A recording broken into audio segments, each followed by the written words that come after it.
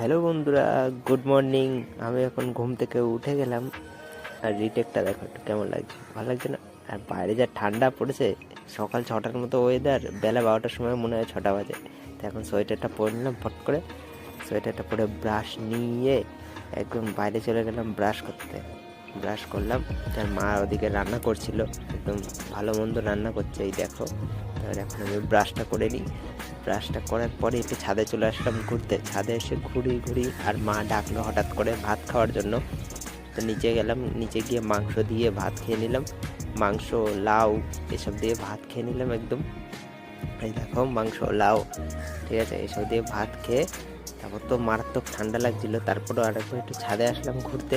ঠিক আছে, ছাদে এসে যে ঠান্ডা লাগছিল, মারাত্মক ঠান্ডা। আর আমারও এরকম ঠান্ডার মধ্যেই কাটছে দিন। তোমরা ভিডিওটাতে লাইক করে দাও, ঠিক আছে, আর চ্যানেলটা তো সাবস্ক্রাইব করে দাও। টাটা।